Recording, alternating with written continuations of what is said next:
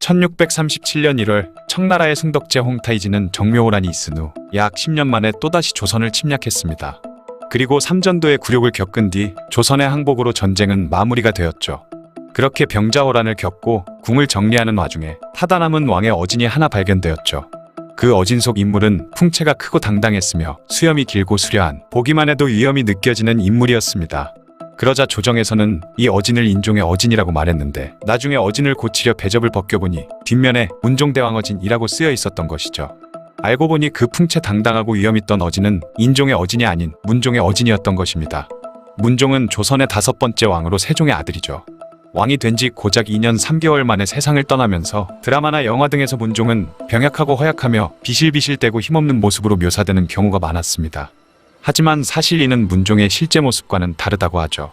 문종은 허약하기는커녕 모든 면에서 능력이 탁월했던 그런 인물이었습니다. 세종대왕이 죽었을 때보다 문종이 죽었을 때 백성들이 더 슬퍼했을 만큼 대단한 인물이었으며 세종의 뛰어난 두뇌를 고스란히 물려받은 엘리트 중의 엘리트였죠. 그리고 조선시대 왕들의 평균 수명이 약 44세 정도라고 볼 때 그는 38세의 나이로 죽은 걸 보면 심하게 단명하지는 않았다고 볼 수 있습니다. 오히려 성종이 문종보다 1년 더 짧은 삶을 살았죠. 다만 성종의 재위기간은 26년이나 되고 문종의 재위기간은 2년 3개월밖에 되지 않을 뿐만 아니라 단종이 12살의 어린 나이에 다음 왕위를 잇다 보니 아주 짧은 삶을 살고 매우 젊은 나이에 사망을 한 것으로 여겨지게 된 것입니다. 문종은 선왕의 적장자이자 8살의 나이로 세자가 되어 29년 동안 세자 자리에 있으면서 왕이 되기 위한 교육도 완벽하게 받았고 부왕이던 세종을 잘 보좌해 정통성에 있어서는 조금의 흔들림도 없었으며 심지어 능력치 또한 동생들에 비해 넘사벽 수준이라 동생들은 감히 왕위를 넘보지 못했다고 하죠. 그는 세자로 책봉된 지 3년 만인 10살 때 벌써 논어를 배우기 시작했고 11살 때는 맹자를 배우는 등 공부도 굉장히 잘했습니다. 또한 그는 세종의 훈민정음 창제에도 깊게 관여를 했다는 기록도 많은데요. 성산문은 자신이 저술한 직해동자습에 훈민정음은 세종과 문종의 합작품이라고 기록했다고 하죠. 그리고 그는 글씨도 굉장히 잘 써서 신하들은 그의 글씨체를 따라하려고 연습하기도 하고 문종이 글을 써서 주기라도 하면 엄청 좋아했다고도 합니다. 또한 문종은 과거의 역사를 정리하고 병법과 국방에도 힘썼으며 사회 기반을 다지는 데 노력했던 세종 다음을 이어 왕이 될 준비가 완벽한 그런 인물이었습니다. 형이 너무 넘사벽 수준이다 보니 훗날 계유정난을 일으키는 수양대군조차도 문종 앞에서는 아부하는 모습을 보이기도 하는데요. 문종이 수양대군에게 너는 이정보다 낫고 나는 아마 제갈량이랑 비교하면 아주 약간의 차이밖에 나지 않을 것 같다 라고 하니 수양대군이 문종에게 말하기를 제갈량 따위를 어떻게 형님과 비교를 할 수 있겠습니까? 라고 하면서 아부를 떨기도 했다고 하죠. 그만큼 형제들에게도 문종의 위치는 절대 넘볼 수 없는 그런 위치였던 것입니다. 문종은 외모에 대한 기록도 존재할 만큼 잘생겼었나 본데요. 체격이 크고 기골이 장대했으며 수염도 관우와 같이 풍성하고 수려해서 명나라 사신들이 그의 얼굴을 보고 조선의 산수가 어디 비할 데 없이 절경이다 보니 이런 아름다운 인물이 난다 라고 극찬을 하기도 했죠. 또한 그의 외모를 한 번이라도 보기 위해 궁녀들이 처벌을 무릅쓰고 문종의 처소에 몰래 잠입하는 경우도 빈번히 일어났다고 합니다. 문종은 외모만큼 인성 또한 훌륭했는데요. 백성들을 사랑하는 마음이야 아버지 세종과 할아버지 태종을 보고 자라 당연하다면 당연하지만 요즘으로 치면 성격 좋은 핵인싸 느낌이라 사람들과도 금방 잘 지냈고 동복동생은 물론이고 이복동생들까지 잘 챙겨줬다고 합니다. 어쨌든 세종이 점점 나이가 들어 건강이 악화되기 시작하면서 1445년부터는 문종에게 조정의 업무들을 하나하나 인계하며 대리청정을 맡겼는데요.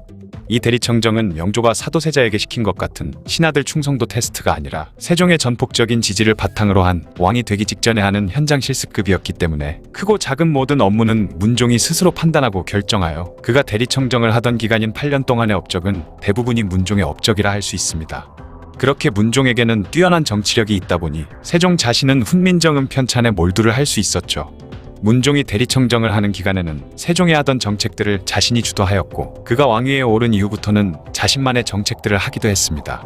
신하들의 소통을 중요시 생각한 문종은 육품 관리까지 윤대를 허락해 줄 만큼 신하들 말에 귀를 기울여주는 관대함을 보이기도 했죠.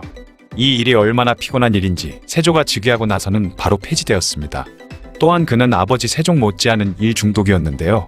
신하들을 죽지 않을 정도로만 빡시게 굴렸고 이에 대해 신하들이 뭔 말이라도 하는 날이면 워낙 똑똑하다 보니 아버지처럼 모든 걸 논리정연하게 되받아쳐 신하들을 꿀먹은 벙어리로 만들어버리기 일쑤였죠. 그리고 그는 국방에도 너무 관심이 많았기 때문에 세자 때부터 공부해오던 진법과 병법을 체계적으로 정리했는데요. 그는 고조선부터 고려말까지의 전쟁사를 모두 정리하라는 명을 내렸고 그래서 만들어진 것이 동국병감이라는 책이었죠. 거기다가 군사에 관한 모든 분야를 집대성한 오이진법을 펴냈습니다. 그리고 기존의 12사 체제의 군사제도를 국왕을 중심으로 하는 군사제도인 5사 체제를 만들었고 이는 훗날 5군영 체제로 바뀌는 조선 군사제도의 기본틀이 되었죠. 또한 그는 신기전이라고 불리던 당시엔 너무나도 획기적인 화차를 개발했으며 어떻게 운용하는지에 대한 방법까지 완벽하게 완성했습니다. 이 화차를 문종화차라고 불렀는데요. 더 놀라운 사실은 이 화차의 구상과 개발 그리고 테스트를 거친 후 설명서를 만들고 대규모 양산 후 실전에 배치까지 하는데 1년도 걸리지 않았다는 것이죠.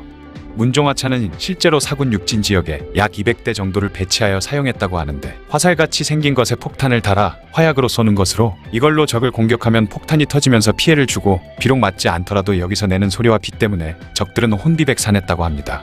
또한 그는 과학 발전에도 이바지했는데요. 장영실이 생각하고 만들었다고 여기고 있던 치구기도 사실 문종이 세자 시절 만든 것인데요. 비가 올 때 땅을 파서 젖은 깊이를 쟀는데 그건 너무 정확하지 않았고 고심 끝에 구리로 만든 원통형 기구를 만들어 여기에 고인 빗물을 쟀다고 합니다. 당시 12살밖에 되지 않았던 문종이 치구기의 원리를 구상해내고 장영실에게 만들라고 한 것이었죠.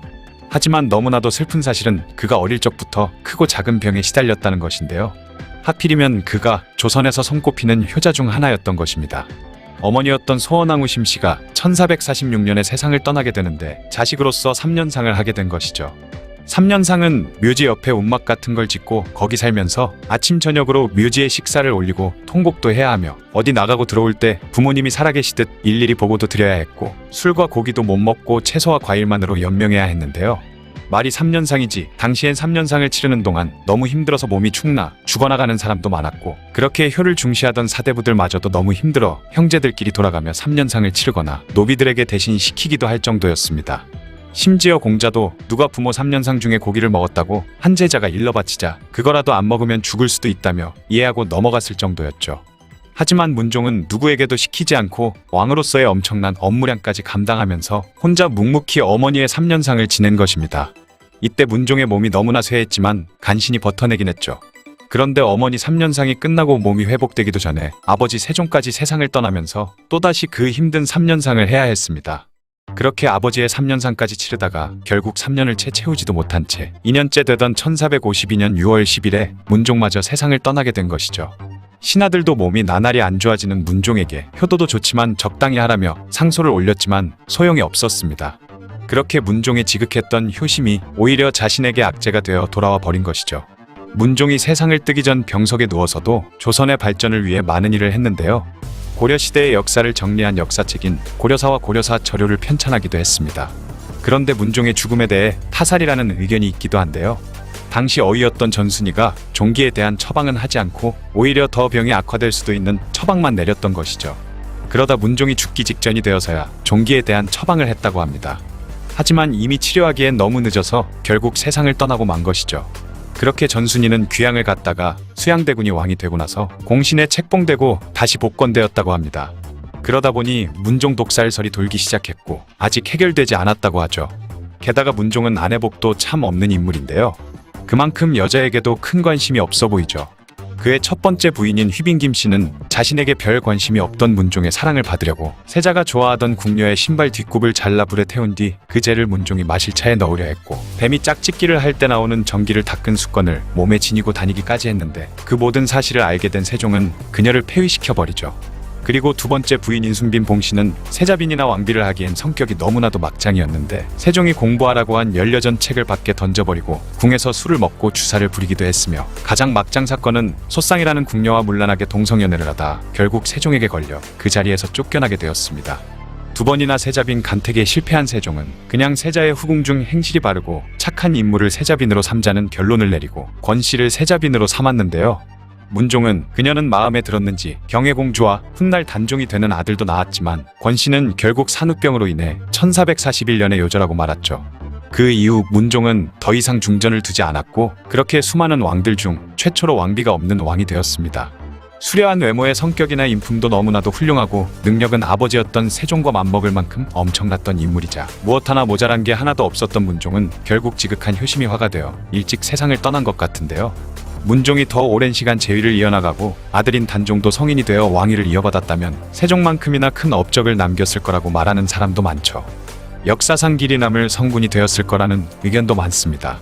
문종은 죽기 전 영의정 황보인과 우의정 김종서에게 어린 세자를 부탁한다는 말을 하고 세상을 떠났는데요. 자신이 아껴주던 친동생 수양대군에 의해 아들이 죽임을 당하고 딸과 사위까지 지독한 일을 당하게 되죠. 역사에 만약은 없지만 정말 문종이 오랫동안 살았다면 한반도 역사상 최고의 성군이 될 수도 있었을까 하고 궁금하기는 하네요. 아버지 세종의 뒤를 이어 자신도 조선 역사상 최고의 성군이 될 수 있었는데 일찍 요절하고 말았던 천재왕 문종에 대한 이야기였습니다. 조선시대에 대놓고 왕을 폐위시킬 목적으로 쿠데타를 일으켜 정권을 바꾼 사건을 반정이라고 부릅니다. 500년 가까운 조선의 역사 속에서도 반정은 단 2번밖에 없었기 때문에 반정을 통해 왕위에 올랐던 중종과 인조 또한 많은 사람들의 입에 오르내리는 인물이 되었죠. 오늘은 그 중에서도 우유부단함과 이중적인 모습으로 우리에게 잘 알려진 중종에 대해 알아보는 시간을 가져보겠습니다. 중종은 1488년 조선의 9대 국왕인 성종과 정현왕후 윤씨 사이의 아들로 태어났습니다. 1494년 진성대군으로 봉해진 그는 이후 신수군의 딸인 단경왕후 신씨와 혼인을 했고 13살이 되던 해 궁에서 나가 살게 되죠. 1506년 박원종과 유순정, 성희안 등이 중종 반정을 일으켜 연산군을 왕위에서 끌어내리고 중종을 왕으로 추대하면서 그는 19살의 나이로 조선의 11대 국왕이 되었습니다. 하지만 애초에 중종은 정상적으로 왕위를 이어받은 것이 아닌데다가 자신이 주도한 것도 아닌 신하들이 일으킨 쿠데타로 인해 왕위에 오른 것이기 때문에 왕이 신하들의 눈치를 봐야 하는 상황에 처해 있었죠. 반정을 주도한 권신들은 반정 당시 공을 세웠던 공신이 누구였는지 그리고 누가 더 많은 공을 세웠는지조차 자신들 마음대로 정했으며 심지어 그런 자신들의 태도를 본 중종이 태클이라도 걸려하면 중종 또한 언제든 갈아치울 수 있다는 태도를 간접적으로 드러냈는데요. 연달아 왕을 2번이나 갈아치우는 행동을 하는 것은 그들에게도 큰 부담이었을 거라는 의견도 있지만 이미 이성계가 조선을 세우는 과정에서 우왕과 창왕, 공양왕을 줄줄이 왕위에 올렸다가 다시 폐위시켰던 과거를 보면 알 수 있듯이 왕권이 땅에 떨어지면 임금이 어떤 취급을 당할 수 있는지 잘 보여주는 사례가 이미 있었죠. 하지만 중종이라고 해서 언제까지 무기력하게 당하고만 있었던 것은 아닙니다. 공신들의 힘이 너무 커지자 위기감을 느낀 중종은 조광조를 중심으로 한 살림 세력을 등용하며 상황을 바꿔보려 노력했죠. 반정을 일으켜 연산군을 몰아낸 후 당시 조선의 관료사회는 권세가 강한 공신들의 눈치만 보며 너도 나도 몸을 사리기만 하던 시절이었는데 갑자기 중종의 신임을 등에 업고 등장한 조광조는 다른 관료들과는 달리 거침없는 개혁을 해나가기 시작했습니다. 이에 중종 또한 조광조에 대해 굳건한 믿음을 보여주던 시기도 있었죠. 하지만 중종과 조광조가 비록 서로를 필요로 하면서 뜻을 같이 하고는 있었지만 서로가 꿈꾸는 궁극적인 목표는 너무나도 달랐는데요. 중종은 공신 세력을 억누르기 위해 살림을 등용하면서 공신들을 제치고 보다 강력한 왕권을 가지기를 원했습니다. 하지만 조광조는 왕과 관리들이 도덕과 학문의 바탕을 둔 정치를 해야 한다는 도학 정치를 실현하는 것이 목적이었는데요. 조광조는 도학 정치가 펴지길 꿈꿨고 중종은 힘센 군주가 되기를 원했던 것이죠. 조광조는 자신의 이상적인 정치를 펼치기 위해서는 임금 역시 한 사람의 선비가 될 것을 중종에게 끊임없이 권유했고 시간이 지날수록 중종은 이런 조광조의 모습에 점점 피로를 느낌과 동시에 거부감을 갖게 되었습니다. 게다가 조광조를 중심으로 한 살림 세력에 급진적인 정치개혁을 보던 공신 세력들 또한 자신들의 권력을 침범하는 그들을 곱게 보지 않고 있었는데요. 그러나 중에 조광조가 하늘의 제사를 지내는 관청이었던 소격서를 폐지하고 중종 반정 당시 세운 공에 비해 지나친 공을 받은 가짜 공신들을 명단에서 삭제하자는 주장을 하면서 조광조일파와 훈구대신들 간의 갈등이 극도로 심해졌습니다. 그리고 1519년 11월 15일 밤 마침내 기묘사화가 일어났죠. 공신들의 명단을 일부 수정하며 조광조의 뜻을 들어주는 듯했던 중종이 갑자기 조광조 일당을 모두 잡아들이라는 명을 내린 것인데요. 새벽 5시 무렵 조광조를 처형하라는 명령을 전달한 중종에게 소식을 듣고 달려온 영의정 정광필과 좌의정 안당 등이 전하께서 그들을 등용하고 그들의 청을 들어주었는데 이제 와서 그들에게 죄를 묻는 것은 말이 안 됩니다 라며 항의했죠. 이에 중종은 자신이 그런 것이 아니라 조정에서 그런 것이라며 발뺌했지만 정광필은 모든 사람들이 전하께서 그를 처벌하라 명하신 것을 알고 있습니다. 따라서 이는 모두 전하의 뜻입니다 라며 반발했습니다. 그러자 중종은 갑자기 크게 화를 내며 일이 이 지경이 된 것은 모두 대신들이 잘못한 것이니 빨리 조광조에 대한 형이나 결정에 올리라며 억지를 부렸죠. 그리고 이후 신하들과의 면담을 모두 거절하는 졸렬한 모습을 보입니다. 그렇게 조광조가 숙청된 이후에 조선은 또다시 권신들이 주도하는 시대가 되었습니다. 조광조 일파를 몰아내고 권력을 잡게 된 권신들은 이번에는 자기들끼리 치열한 권력 다툼을 벌이기 시작했는데요. 경빈박씨 세력이 세자인 인종을 지지하던 기말로 일파를 몰아내며 권력을 잡는가 했지만 이후 기말로가 세자인 인종의 생일에 누군가가 죽은 쥐의 사지를 찍고 불에 태워 세자의 침실 창문 바깥쪽에 걸어두었다는 음모를 제기한 작서위변 사건을 이용해서 경빈박씨와 그녀의 아들인 복성군을 제거하고 권력을 잡게 되죠. 기말로가 몰락한 후에는 당시 중전 자리에 있었던 문정왕후의 남동생인 윤원영 일파가 권력을 잡게 되는 등 중종은 재위기간 동안 조광조가 개혁을 추진하던 시절을 제외하고는 자신의 뜻대로 전국을 이끌어 나가 본 적이 한 번도 없었다고 합니다. 중종 33년인 1538년 중종은 태종이 세종에게 왕위를 물려줬던 사례를 들며 세자인 인종에게 왕자리를 물려주려 했지만 세자가 단식투쟁까지 하면서 격렬히 반대한 끝에 그의 시도는 실패로 돌아갔죠. 6년이 지난 1544년 11월 14일이 돼서야 세자에게 왕위를 물려준 중종은 그 다음날 세상을 떠났다고 하네요. 일반적으로 중종이라고 하면 우유부단하고 신하들에게 끌려다니는 나약한 왕으로 기억하는 사람들이 많죠. 중종은 특히 변덕이 심했기 때문에 특정 신하에 대해서 처음에는 그를 믿는 모습을 보이다가도 어느 순간 갑자기 마음이 돌변해서는 바로 그를 손절해버리는 냉혹한 모습을 많이 보였는데요. 조광조와 살림 세력을 숙청했던 기묘사화를 시작으로 그 이후 권신이 된 심정과 이행을 제거했고 한때 자신이 본격적으로 힘을 실어줬던 기만로마저 탄핵하는 등 언뜻 보면 중종은 그저 신하들의 의견에 따라 그들을 숙청한 것처럼 보일 수도 있지만 조광조와 기말로의 경우에는 중종 스스로 밀지를 내리기도 하는 등 그가 적극적으로 관여했던 정황이 많이 드러나 있다고 합니다. 특히 자신이 그토록 총애했던 조광조를 기묘사화로 제거했을 땐 조광조와 적대 관계에 있었던 남곤마저 조광조를 파직하고 유배를 보내는 선에서 끝내자고 주장했지만 오히려 중종이 조광조를 사사시켜야 한다는 주장을 계속하면서 기어이 조광조를 죽게 만들었다고 하죠. 그래서 현재 많은 역사학자들이 중종을 이중인격자라 평가하는 경우가 많다고 합니다. 처음에는 조광조를 3년이라는 짧은 시간 만에 정유품 사관원 정원에서 종이품 사원부 대사원의 자리로까지 승진시킬 만큼 팍팍 밀어주며 개혁에 대한 의지를 보이는 듯했던 중종이 어느 날 갑자기 태도를 싹 바꾸고는 조광조를 죽여버린 것을 보고 실록을 기록하는 사관들조차 하루가 멀다 하고 자주 만나서 나라의 중요한 일을 의논하였으니 그 정이 부자처럼 아주 가까울 터인데 하루아침에 돌변해서 조광조를 용서 없이 엄하게 다스렸고 그를 죽인 것도 모두 임금의 결단에서 나왔다. 조광조를 조금이라도 가엾고 불쌍하게 여기는 마음이 없어 보이니 예전에 그토록 조광조를 사랑했던 모습에 비하면 마치 두 명의 임금이 있는 것 같다 라는 말을 남길 정도였죠. 기말로의 경우에도 그의 권세가 점점 커지면서 자신을 위협한다고 느꼈던 중종은 도승지 양현에게 기말로를 없애야겠으니 여론을 조성하라 라는 밀지를 내렸습니다. 이후 양현은 대간들에게 기말로의 횡포가 심하니 그를 처벌해야 한다고 주장했고 그동안 기말로가 워낙 많은 횡포와 비리를 저질렀기 때문에 대간들 또한 양현의 말에 동의하며 때를 기다렸죠. 이후 기말로는 중전인 문정왕후를 폐하려 하다가 오히려 문정왕후 측과 양현 등의 공격을 받아 체포된 후 유배를 가게 되었고 그해 10월 27일 왕명에 의해 사약을 받고 죽게 됩니다.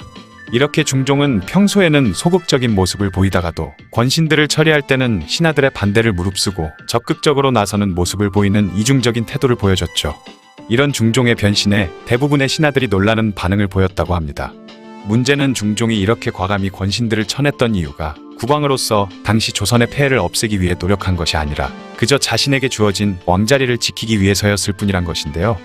새롭게 권력을 잡은 권신들이나 종친들이 온갖 부정부패를 저지를 때 그들을 막지 않고 그저 지켜보기만 했던 것이 그 증거라고 합니다. 때문에 중종은 자신에게 주어진 왕좌를 신하들로부터 지키기 위해 노력하기만 했을 뿐인 왕이라는 평가를 받는 것이죠. 지금까지 중종의 이야기였습니다. 500년이 넘는 조선왕조의 역사 속에서도 희대의 폭군으로 유명한 왕이 둘 있습니다.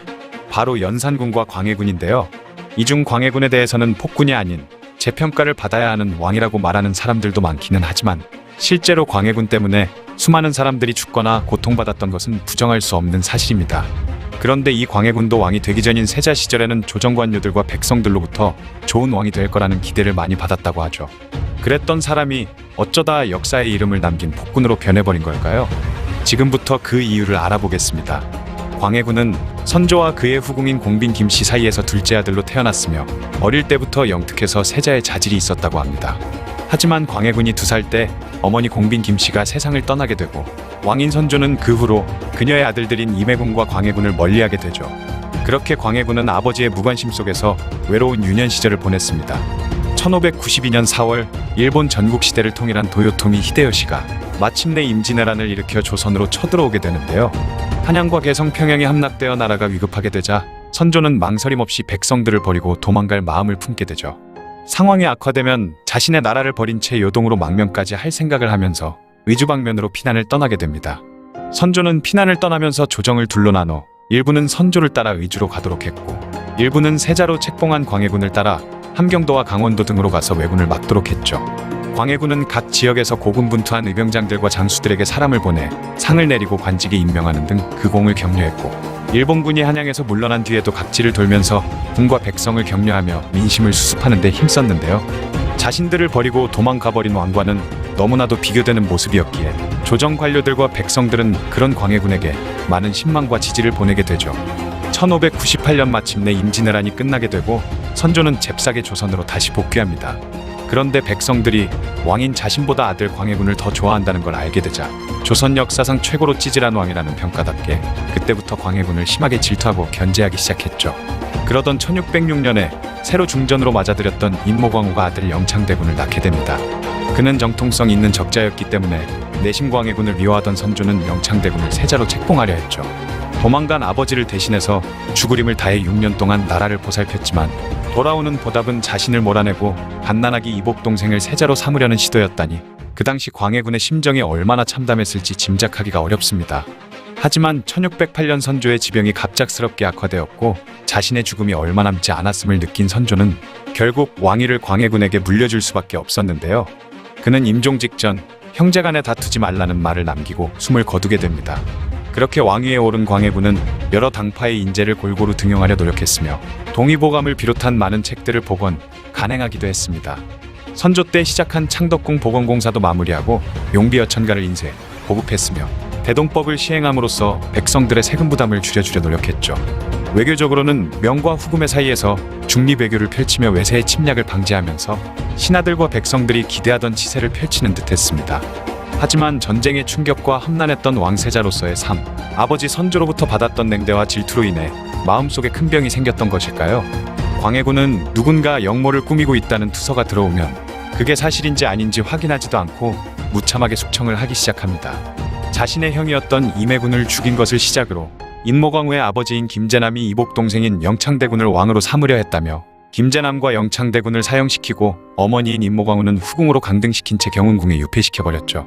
그 중에서도 영창대군은 광해군 일기에 의하면 초가집에 넣어진 채 온도를 뜨겁게 달구는 방식으로 죽임을 당했다니 9살 어린아이에게는 너무나도 잔혹한 형벌이었습니다. 유교국가인 조선에서 폐모살제, 즉 어머니를 가두고 형제를 죽이는 행위는 엄청난 폐륜이었기 때문에 당시 사람들에게 큰 충격으로 다가왔을 텐데요. 이 당시 광해군은 왕실의 위험을 세운다는 명분 아래 무리한 궁궐 공사를 반복했기 때문에 가뜩이나 전쟁으로 힘들어진 백성들의 마음은 왕에게서 이미 떠난 상태였습니다. 게다가 이첨, 정인웅을 비롯한 광해군의 측근들이 무수한 옥사를 일으켜 수많은 관료들의 목숨을 빼앗았기 때문에 신하들의 불만도 극에 달한 상태였죠. 마침내 1623년 해모살제를 명분으로 삼아 광해군을 왕위에서 몰아내고 정원군의 장남 능양군을 왕으로 받들려는 인조반정이 일어났습니다. 계속된 실정과 학살을 일삼은 광해군을 지켜주려는 사람은 아무도 없었고 그렇게 그는 왕위에서 물러난 후 18년 동안 유배 생활을 하다가 쓸쓸히 죽음을 맞이하게 되죠.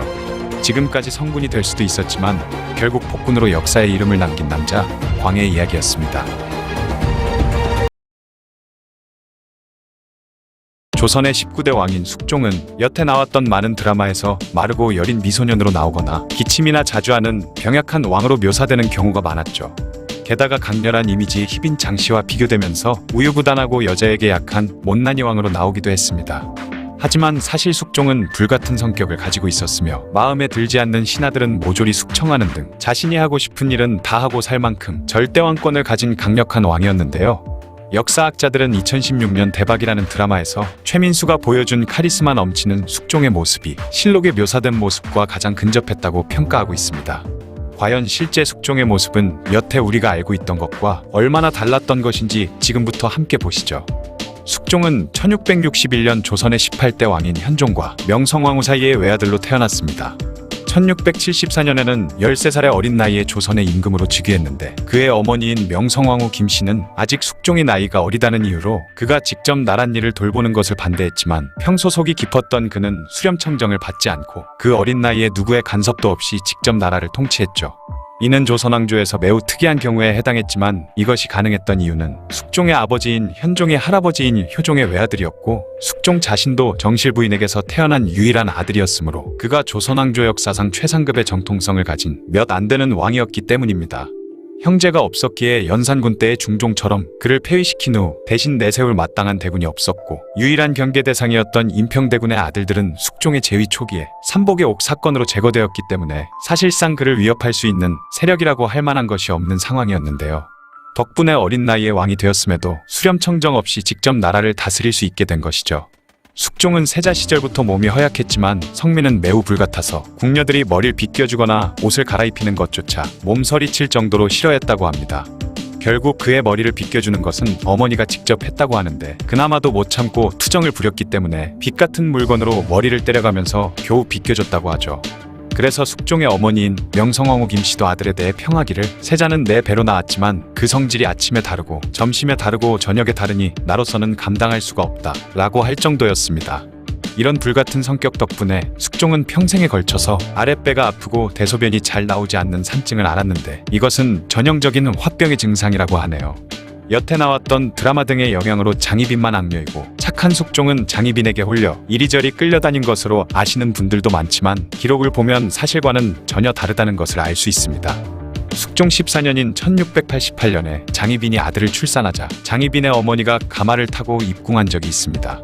이때 사원부의 말단 직책인 소유들이 그녀의 가마를 발견하게 되는데 그녀가 탄 가마는 옥교라는 지붕이 달린 여성용 가마로 당시 법에 의하면 정삼품 이상 관리에 여자 가족이나 탈 수 있는 것이었기 때문에 그녀가 그런 가마를 타는 것은 명백한 불법이었죠.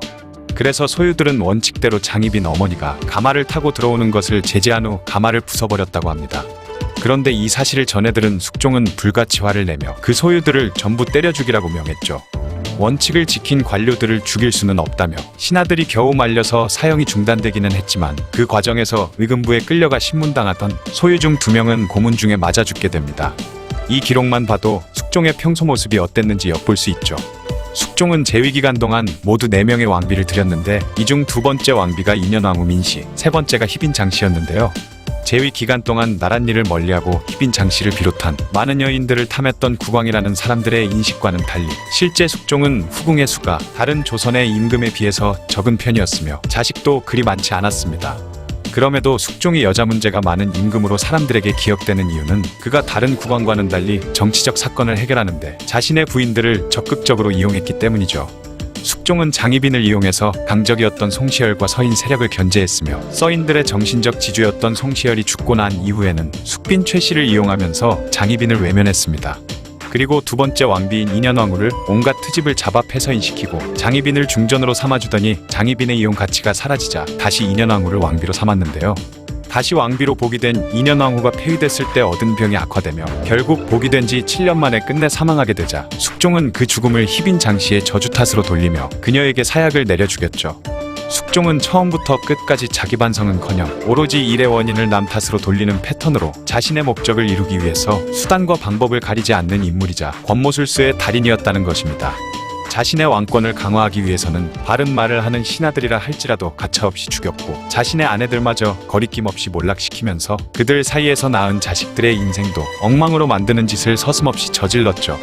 먼저 인현왕후는 5년이라는 오랜 폐비 생활 때문에 죽음을 맞았고 장희빈은 고문을 당한 궁녀들의 강요된 자백만으로 인현왕후를 저주했다는 누명을 씌워 세자의 어머니였던 그녀를 가차없이 죽여버렸습니다. 숙종은 장희빈이 몰래 신당을 차려 인현왕후를 시해하는 저주굿을 했다고 발표했죠. 하지만 신당을 차린 것은 애초에 세자가 두창이라는 병에 걸렸기 때문에 그 병의 쾌유를 빌기 위함이었고 숙종의 주장대로 인현왕후를 저주하기 위해 신당을 차렸다는 증거는 딱히 없었습니다. 그나마 증거라고 제시된 것도 고문으로 인한 억지 자백이었기 때문에 정말로 그것을 믿을 수 있느냐 하는 문제가 제기되었으며 그녀가 신당을 차려 구슬한 것이 정말 인현왕후를 저주하기 위한 것이었는지 아니면 단순히 세자의 쾌유를 위한 것이었는지에 대한 의혹은 오늘날까지 끊임없이 제기되고 있습니다. 숙종실록을 살펴봐도 희빈장씨가 인현왕후 민씨를 저주한 내용은 찾아볼 수 없다고 하죠. 인조반정 이후 현종 때까지는 붕당 간의 적절한 견제와 균형이 이루어졌지만 숙종이 즉위한 이후부터는 한 당파에 의해 모든 권력이 독점되는 상황이 계속됐는데요. 즉 임금이 남인을 선택하면 서인이 죽어나갔고 서인을 선택하면 남인이 죽었다고 합니다. 숙종은 재위 내내 이렇게 집권 세력을 통째로 갈아치우는 환국 정치를 펼치며 자신의 왕권을 강화시켰고 신하들에게 반강제로 왕을 향한 충성을 맹목적으로 강요하면서 많은 신하들이 그를 두려워하며 따르게 되죠. 숙종은 애초에 신하들을 대등한 존재로 보지 않았다는 의견도 있습니다. 숙종 17년인 1691년에 우의정 김덕원이 숙종에게 제가 궁궐 생활을 오래한 내건에게 전해 듣기로 인조대왕과 효종대왕은 늘 검소하고 절약하는 모습을 보이셨다고 하는데 님도 좀 검소하게 생활을 해보시죠 라는 말을 했다가 네가 감히 선조의 일을 그것도 천안내시의 말을 들먹이면서 나를 능멸해? 라는 숙종의 대답과 함께 호된 대가를 치러야만 했죠. 오래전에 죽은 그 내시는 김덕원에게 그 말을 전해준 대가로 일가 친척들과 함께 내시 명단에서 삭제되었고 김덕원 본인은 그날로 파직을 당했다고 합니다. 영의정을 비롯한 주변 신하들이 싹싹 빌면서 용서를 구했지만 아무런 소용이 없었다고 하죠. 심지어 숙종은 환국을 이용해 인조와 효종, 현종까지 무려 3명의 왕을 모셨던 송시열마저 사약을 내려 죽였는데요. 애초에 숙종은 세자 시절부터 송시열을 싫어했는데 1689년 숙종이 100일도 채 안 된 아들인 경종을 원자로 책봉하려는 것을 송시열이 열렬히 반대하며 자신과 대립각을 세우자 크게 분노하며 그를 제주도로 유배 보내버렸습니다. 이로 인해 송시열을 따르던 유생들과 신하들이 상소를 올리자 숙종은 그 상소를 올린 사람들마저 죄다 유배를 보내는 불같은 성질을 보여줬죠. 그럼에도 계속되는 상소에 열불이 난 숙종은 송시열을 국문하기 위해 그를 유배지에서 한양으로 직접 불러들였습니다. 송시열이 유배지에서 올라오는 길에 그를 추종하는 노론 세력들이 그의 뒤를 따르기 시작했는데 한양에 가까워질 무렵에는 그 수가 무려 500명이 넘었다고 하죠. 하지만 숙종은 신경도 쓰지 않고 사약을 든 선전관을 보내서 결국 송시열을 사사시켜버립니다. 그런데 숙종이 절대왕권을 가지고 하고 싶은 것을 다 하며 살았던 건 맞지만 나랏일을 내버려둔 채 흥청망청 놀기만 했던 것은 아니었고 여러 면에서 나름 많은 업적을 남겼는데요. 먼저 경제적으로는 평안도와 함경도, 제주도를 제외한 전국의 대동법을 시행해서 백성들의 삶을 안정시키려 노력했고 본격적으로 화폐를 제조하기 시작했는데 흔히 우리가 잘 알고 있는 상평통보가 바로 숙종 즉위 초년부터 주조되기 시작해 전국으로 유통되었습니다. 때문에 숙종시대 전반에 걸쳐 상품화폐 경제의 발전이 이루어졌으며 국가의 재정 역시 탄탄해졌죠. 숙종은 특히 군주로서의 책임감이 강해서 백성들의 삶에도 많은 관심을 쏟았습니다. 대동법 시행지역의 확대를 비롯해 백성들이 억울하게 땅을 뺏기는 것을 막으려는 의례정식 제도를 시도한 것이 그 대표적인 예죠. 그 외에도 백두산의 청과 국경선을 다시 긋고 정계비를 세우면서 북방의 영역을 확고히 했으며 정종과 단종의 신원을 회복시키는 등 조선 왕조의 과거사를 정리하는 데도 관심을 보였습니다. 이외에도 탕춘대성과 문수산성 등 여러 성을 쌓으면서 수도 방어에도 각별한 관심을 기울였죠. 이때 만들어진 수도 방어 체계는 고종 때까지 유지되었다고 하네요. 이후 46년간 조선을 다스리던 숙종은 1720년 6월 59세의 나이로 세상을 떠나게 되죠. 지금까지 조선 역사상 가장 강력한 왕권을 가졌던 숙종의 이야기였습니다. 영상을 봐주셔서 감사합니다. 더 재미있고 유익한 영상으로 다시 찾아뵙겠습니다. 구독과 좋아요 꾹 눌러주시고 댓글도 부탁드려요.